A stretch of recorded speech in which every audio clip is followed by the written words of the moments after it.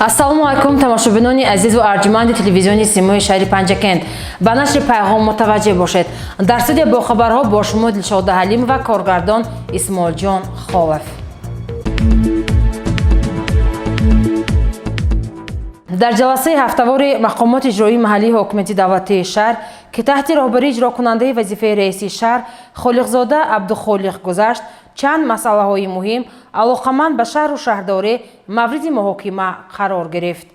нахуст вобаста ба нақшаи ҷаласа ҳисоботи раиси ҷамоати деҳоти Сараз Дилнаво Султон ва алоқаманд ба фаъолият аз ҷумла омодагӣ фасли баҳор, захираи тухми картошка, пешгирии падидаҳои номатлуб, хоса ба ҳизбу ҳаракатҳои ифротгаро шомил шудани баъзе ҷавонон шунида шуд.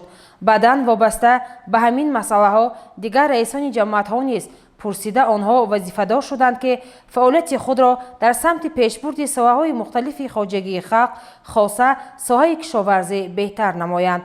дар ҷаласа пешниҳоди прокуратураи шаҳр оид ба худкушӣ дар соли 2020 муҳокима ва раисони ҷамоатҳое ки онҷо ҳодисаҳо вобаста ба суиқасд ба ҷони худ дар соли 2020 ба қайд гирифта шудааст, пурсида онҳо вазифадор карда шуданд ки нисбати ин масъала бетараф набошанд ва пайваста корҳои ташвиқотиву тарғиботиро дар самти пешгирии ин падидаи номатлуб пурзӯр намоянд. аз рӯи ин масъала ҳамзамон ёрдамчии прокурори шаҳр Дилшод Ҳамидов ахборот дод. дар ҷаласа масъалаи фаъолияти комиссияҳои ҷамъиятӣ оид ба пешгирии амалҳои коррупсионӣ вобаста ба пешниҳоди раёсати агентии назоратии давлатии молиявӣ ва мубориза бо коррупсия низ муҳокима гардид. аз рӯи ин мавзӯъ намояндаи ин ниҳод Манучер Соҳибназарзода ахборот дод. дар хотимаи ҷаласа иҷрокунандаи вазифаи раиси шаҳр Холиқзода Абдухолиқ андешаҳои худро бобати нарасидани мутахассисони соҳаи маориф, тиб, садамавӣ будани бинои баъзе муассисаҳои таълимӣ, баргузории ҷашни сада дар маркази ҷамоатҳо ва сониян дар маркази шаҳр ташкили ярмаркаи фурӯши маҳсулоти кишоварзӣ, фурӯшгоҳи гулу ниҳол ва чанд масъалаи дигар баён дошта изҳори боварӣ намуд ки роҳбарони ҷамоатҳо, маҳаллаҳои шаҳр, масъулони корхона ва ташкилотҳо барои ислоҳи камбудиҳо ва сазовор истиқбол гирифтани 30-солагии истиқлолияти давлатии ҷумҳурии Тоҷикистон тадбирҳои заруриро роҳандозӣ хоҳанд кард. иҷрокунандаи вазифаи раиси шаҳр Абдухолиқ Холиқзода ҳангоми боздид аз беморхонаи марказии шаҳр чанд нафар беморони шӯъбаи эҳёро аёдат намуд. гузориши мо дар ин бора. фаъолияти соҳаҳои мухталифи хоҷаи халқи шаҳри Панҷакент аз ҷумла соҳаи тандурустӣ дар мадди назари роҳбарияти мақомоти иҷроии ҳокимияти давлати шаҳр қарор дорад. боздиди иҷрокунандаи вазифаи раиси шаҳр Холиқзода Абдухолиқ аз беморхонаи маркази шаҳр суҳбат бо табибон, шиносоӣ бо мушкилоти мавҷуда далел ба ҳамин таваҷҷӯҳ аст. Холиқзода Абдухолиқ дар ҷараёни ин боздид нахуст ба шӯъбаи эҳёи беморхона омада бо ҳолати чанд нафар беморон ки бар асари касалӣ ботулизм инҷо бистариянд шинос шуд. баъди суҳбат бо табибон аз ҳолати беморон огаҳӣ пайдо кард. дар навбати худ табибон вазифадор карда шуданд ки барои табобати ин беморӣ тадбирҳои зарури андешанд, зеро муносибати рӯякӣ нодида гирифтани ин касалӣ бо оқибатҳои ногувор оварда метавонад. ҳамин нукта дар мусоҳиба бо табиби сироятшинос Набиҷон Акрамов низ таъкид гардид. дар ҳамин шӯъба ҳамчунин як нафар кӯдаки 4-сола ки бар асари садама ҷароҳат бардоштааст аёдат карда аз волидон даъват ба амал оварда шуд ки фарзандонро беназорат нагузоранд, зеро ҳодисаҳо далеланд ки маҳз ҳамин гуна муносибат ба оқибатҳои нохуш оварда мерасонад. Холиқзода Абдухолиқ бо масъулони беморхон низ суҳбат карда аз онҳо талаб намуд ки вазифаи худро бо дарки ҳисси масъулият иҷро намоянд ва фаромӯш насозанд ки тани сиҳат гавҳари ноиби ҳар як инсон асту ҳифзи ана ҳамин неъмати бебаҳо ба онҳо бовар карда шудааст. дар ҷараёни аёдат беморон ва наздикони онҳо барои таваҷҷӯҳ ва ҳолпурсии онҳо ба иҷрокунандаи вазифаи раиси шаҳр Холиқзода Абдухолиқ изҳори сипос намуданд. дар навбати худ кормандони беморхонаи маркази шаҳр изҳор доштанд ки онҳо минбаъд ҳам дар ҳифзи саломатии мардум тадбирҳои заруриро вобаста ба имконият хоҳанд андешид. дар бахши сабти асноди ҳолати шаҳрвандӣ баҳри бо дастовардҳои баланди меҳнатӣ пешвоз гирифтани санаи муборак 30-солагии истиқлолияти давлатии ҷумҳурии Тоҷикистон саъю талош меварзанд. бахши асноди ҳолати шаҳрвандии шаҳри Панҷакен дар асоси қонунҳои амалкунандаи ҷумҳурии Тоҷикистон ва дастуру супоришҳои Вазорати Адлия фаъолияти хешро ба роҳ монда барои саривақт ба қайди давлатӣ гирифтани асноди ҳолати шаҳрвандӣ мусоидат мекунад. дар соли сипаригаштаи 2020 дар бахши сабти асноди ҳолати шаҳрвандии шаҳри Панҷакен ҳамагӣ 15061 адад сабт ба қайди давлатӣ гирифта шудааст ки аз ин 8170 адад сабти таваллуд, 1457 адад сабти вафот, 67 адад вафоти кӯдаки то 1 сола, 2193 адад сабти никоҳ ба қайди давлатӣ гирифта шудааст. Инчунин 909 адад сабти таваллуд ва 26 адад сабти вафот барқарор карда шудааст. ҳамчунин аз ҷониби бахши сабти асноди ҳолати шаҳрвандӣ 24 адад сабти фарзандхонӣ, 564 адад сабти муқаррар намудани падарӣ, 1459 адад сабти дигар кардани ному насаб ба қайди давлатӣ гирифта шудааст. Инчунин дар ҳамин давра дар бахши сабти асноди ҳолати шаҳрвандӣ 259 адад сабти бекор кардани ақди никоҳ ба қайди давлатӣ гирифта шудааст ки аз ин 188 ададаш дар асоси ҳалномаи суд ва 71 ададаш дар асоси аризаи якҷои тарафҳо. Инчунин дар ҳамин давра ба 847 адад сабтҳои ба қайд гирифташуда ислоҳот ворид карда шудааст. бояд қайд кунем ки дар соли 2020 259 ҳолати бекоршавии ақди никоҳ ба қайди давлатӣ гирифта шудааст ки назар ба соли 2019 46 адад камтар мебошад, локин ин нишондиҳанда моро қонеъ намегардонад. дар бахш 11 нафар корманд мекӯшанд дархости муроҷиаткунандагонро оид ба тартиб додани асноди ҳолати шаҳрвандӣ бо сифат, бо эҳтиёт ва дуруст баррасӣ намоянд.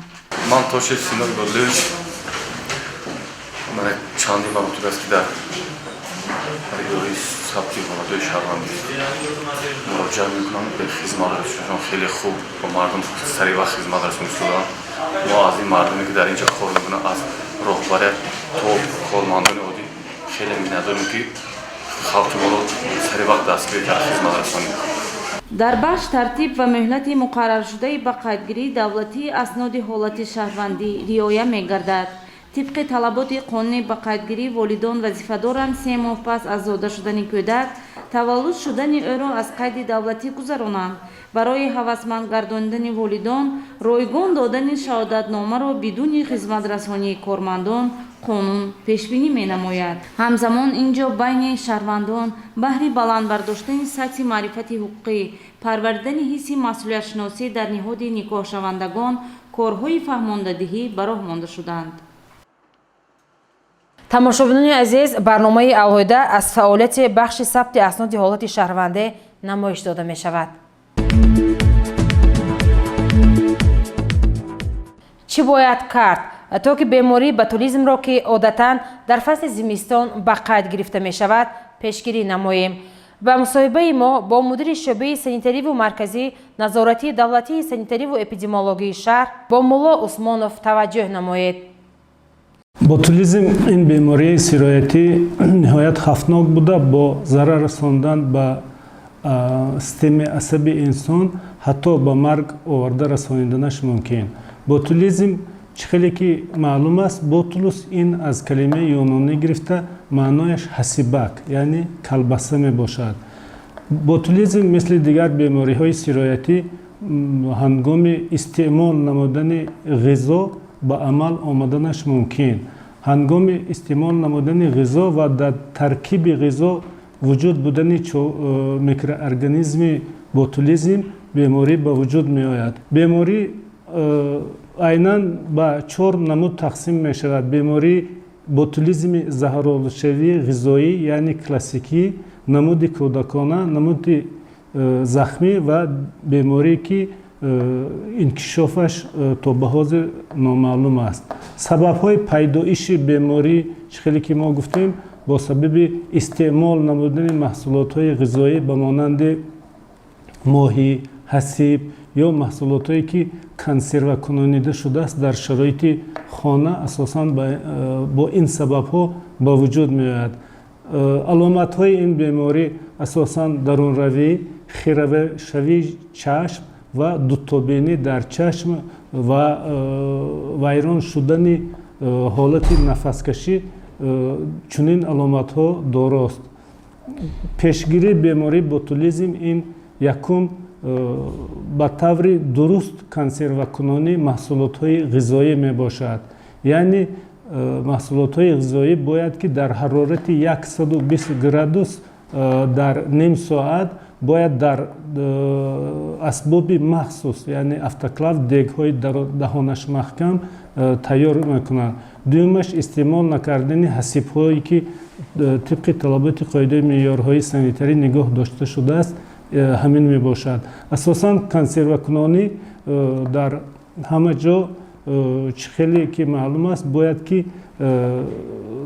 ба тарзи дуруст аз маҳсулотҳо бояд тоза карда шаванд ва баъд ба автоклав стерилизатсия яъне стерилизатсия мекунанд, ҷошонида шаванд, безарар гардонида шаванд.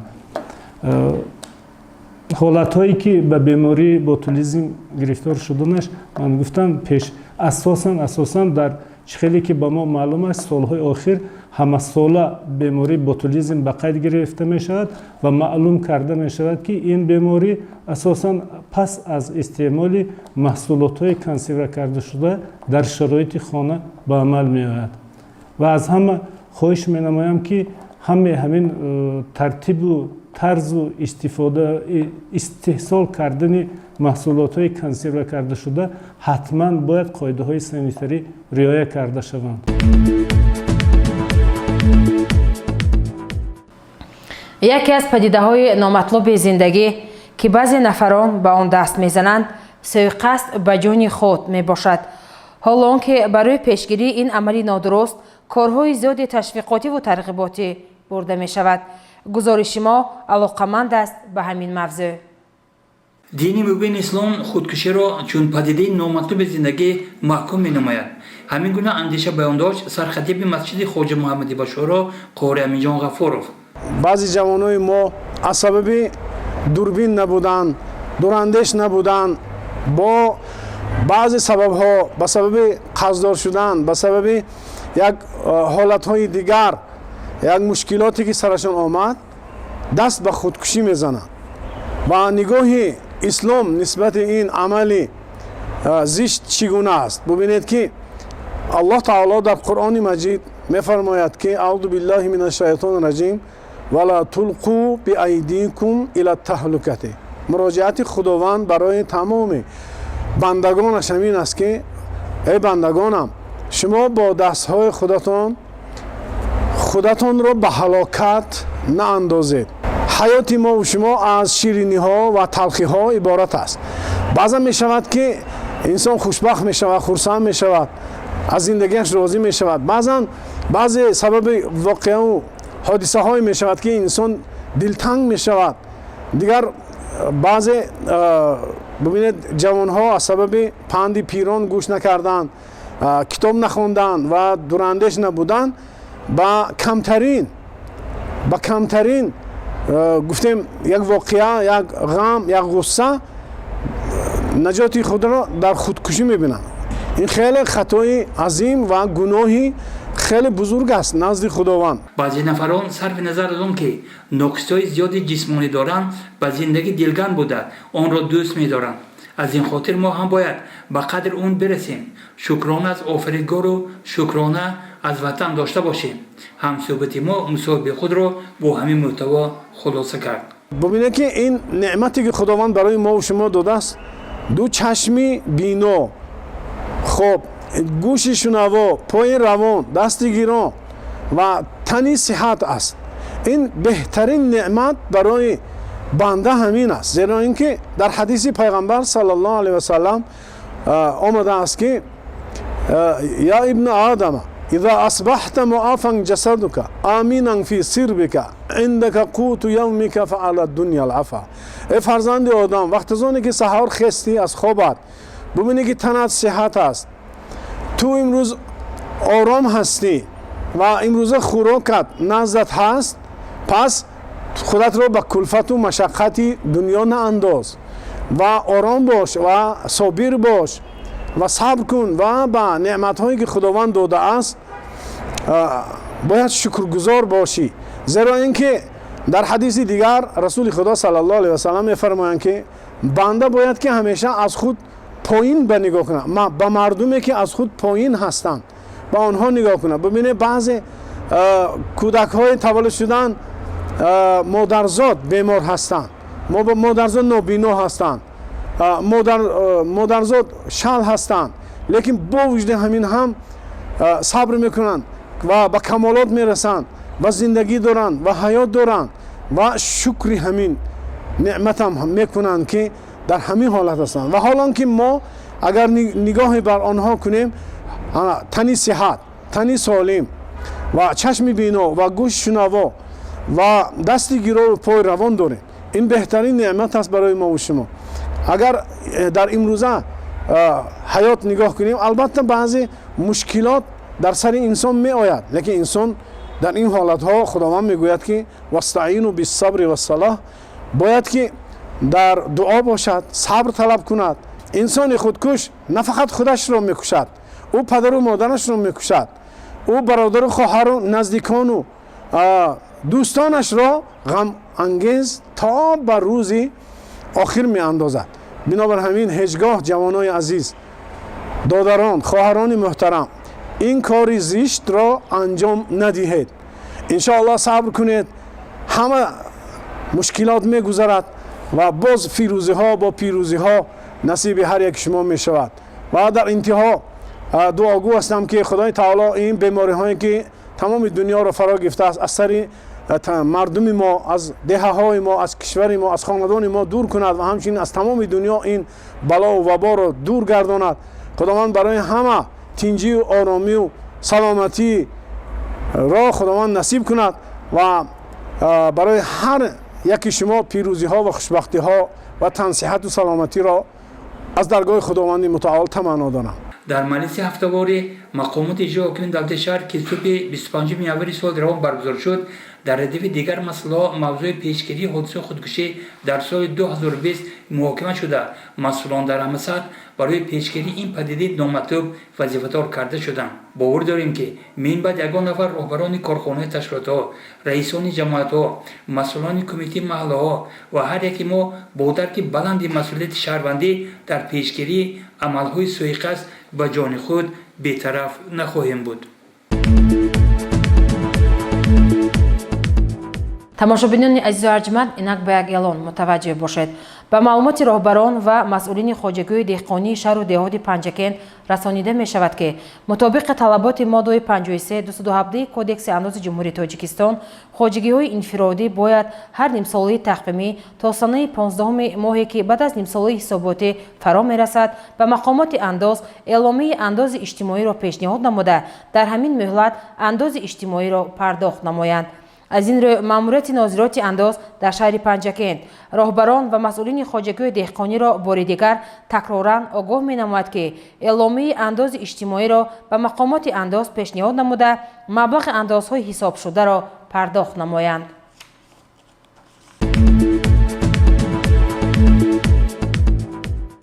роҳбарияти бахши фарҳанги мақомоти иҷроии маҳаллии ҳокимияти давлатии шаҳри Панҷакент ва кормандони он ба нозири кадрҳои бахши фарҳанг Баҳрӣ ва Саида нисбати вафоти падараш ҳамдардӣ баён намуда, ба аҳли оила ва наздикону пайвандонаш аз даргоҳи илоҳӣ сабри ҷамил металабанд. тамошобинони азизу арҷманд, ин буд барномаи иттилоъоти Пайғом. дар оғози ҳафта ба ҳамаи шумо саломативу сарбаландӣ таманно дорам. хайр.